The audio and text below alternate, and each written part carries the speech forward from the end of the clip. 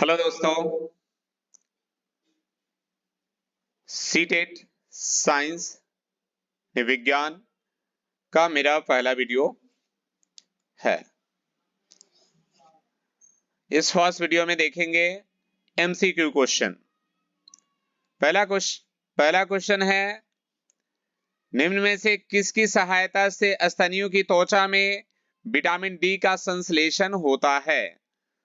तो स्तनियों में जो है ऑर्गोस्टेरॉल की सहायता से जो है स्तनियों में की त्वचा में विटामिन डी का संश्लेषण होता है।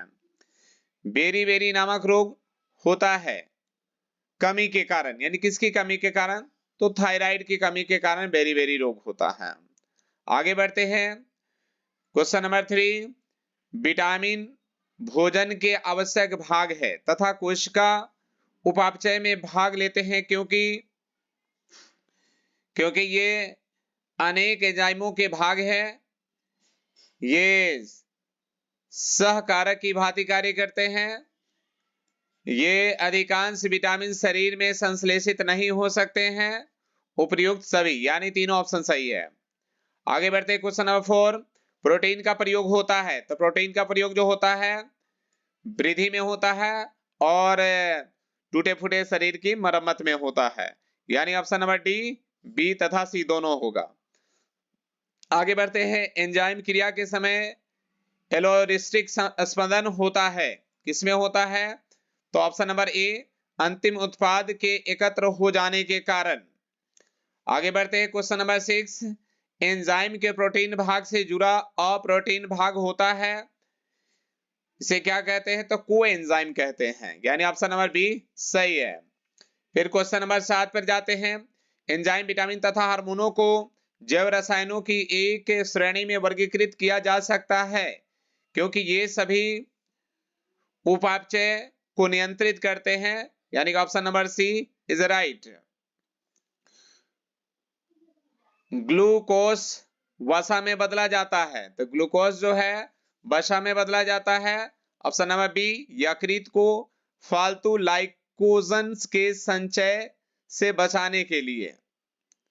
आगे बढ़ते हैं, क्वेश्चन नंबर 9, रुधिर स्कंदन के लिए आवश्यक विटामिन है। तो रुधिर स्कंदन के लिए आवश्यक विटामिन जो है के है। रतौंधी यानी कि नाइट ब्लाइंडनेस तथा जीरोप्थेलिमिया ये किसकी कमी से होता है? तो विटामिन ए की कमी से होता है, यानी नाइट ब्लाइंडनेस भी विटामिन ए की कमी से होता है और जीरोप्थेलेमिया जो है ये भी जो है क्या है? विटामिन ए की कमी के कारण होता है। आगे बढ़ते हैं, क्वेश्चन नंबर 11, स्तनधारियों में कार्बोहाइड्रेट संचित रहते हैं, कहां रहते हैं?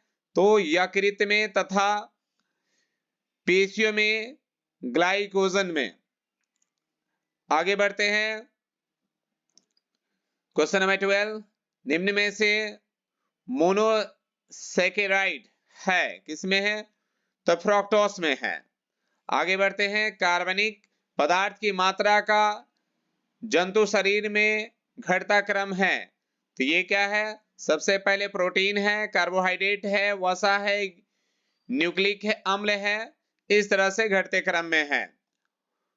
फास्फोरस पाया जाता है, फास्फोरस किसमें पाया जाता है? तो शरीर की प्रत्येक कोशिका में फास्फोरस पाया जाता है।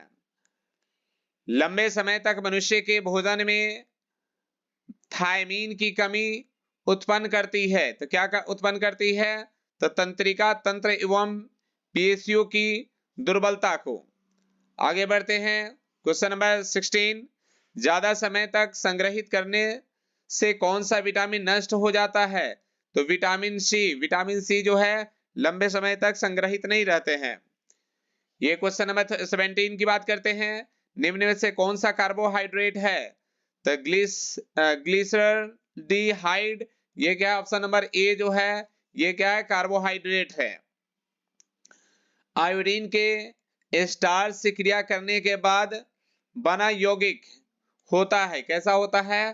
तो आयोडीन को स्टार्च से करने के बाद जो है ये नीला हो जाता है। तांबे की कमी से होता है, तो तांबे की कमी से कौन सा रोग होता है? तो रक्तअल्पता तथा CNS की हानि हो जाती है, यानी option number B is right. Glycolysis में प्रयुक्त होने वाले एंजाइम पाए जाते हैं, तो कहां पाए जाते हैं? तो ये साइटोसोल में पाए जाते हैं, यानी option number C is correct. Thiamine है एक, थायमीन क्या है? तो ये बी समूह का विटामिन है। आगे बढ़ते हैं 22 नंबर क्वेश्चन। विटामिन जो एस्टेरॉइड है, ये कौन सा विटामिन जो एस्टेरॉइड है? तो ये विटामिन डी है। निम्न में से कौन सा धातु युक्त विटामिन है जिसकी कमी से पर्नीशियम्स रक्तअल्पता रोग होता है? तो ये क्या है? ऑप्शन नंबर बी सही है, साइनोकोबालमियन। आगे बढ़ते हैं क्वेश्चन नंबर 24। निम्न में से कौन से डाइसैकेराइड्स के जल अपघटन से 2 ग्लूकोज के अणु बनेंगे? तो ये माल्टोस होगा, यानी option number B maltose. 25 number question. Enzyme किस रूप में अकार्बनिक उत्प्रेरक से समान नहीं है? तो ये जो है ऑप्शन नंबर बी ताप संवेदनशीलता से। Question number 26। निम्न में से किस एक समूह में तीनों उदाहरण पॉलीसेक्राइडो के ही हैं? तो ये जो है option number A starch, glycogen, cellulose. आगे बढ़ते हैं। कैल्शियम की आवश्यकता होती है, तो कैल्शियम की आवश्यकता किसमें होती है? तो पेशी संकुचन के लिए। आगे बढ़ते हैं क्वेश्चन नंबर 28। एक परिवार में कैल्सीफेरॉल्स की आनुवांशिक कमी है, गर्भावस्था के समय क्या होगा? तो ये जो है ऑप्शन नंबर बी सही होगा, संतान की हड्डियां कमजोर होगी, यानी जो बच्चे जो जन्म लेंगे उनकी हड्डियां क्या होगी? कमजोर हो जाएगी। नेक्स्ट यह है क्वेश्चन नंबर 29। प्रोटीन की आधारभूत इकाई है, तो प्रोटीन की आधारभूत इकाई जो है एमिनो अम्ल है। निम्न में से किस में सबसे अधिक ऊर्जा होती है? तो ये ऑप्शन नंबर बी सही है, ग्लाइकोजन में। 31 नंबर क्वेश्चन। निम्न में से कौन सा एक जोड़ा सही नहीं मिलाया गया है? तो देखेंगे विटामिन ए की कमी से जीरोथैमलिया ये सही मिलाया गया है, विटामिन सी की कमी से स्कर्वी होता है, विटामिन डी की कमी से रिकेट्स होता है। यहाँ विटामिन के की कमी से बेरी बेरी दिया गया जो कि गलत है, बेरी बेरी विटामिन बी की कमी से होता है, तो यहां पर ये नहीं पूछा गया है, इसलिए इसका गलत आंसर ही इसका सही आंसर होगा। आगे बढ़ते हैं। क्वेश्चन नंबर क्या है? 32। बायोटीन तथा पैटोथेनिक अम्ल किस श्रेणी में आते हैं? तो ये विटामिन बी समूह में आते हैं, यानी option number A is right. रासायनिक रूप से शहद है, तो रासायनिक रूप से शहद क्या है? तो ये लेव्यूलस है। क्या है ये? लेव्यूलस है। शरीर में संग्रहित प्रोटीन है, शरीर में संग्रहित प्रोटीन कौन सा है? तो हीमोग्लोबिन नहीं है, अमीनो अम्ल नहीं है, ये मायोप्रोटीन भी नहीं है, यानी इनमें से कोई नहीं। Option number D.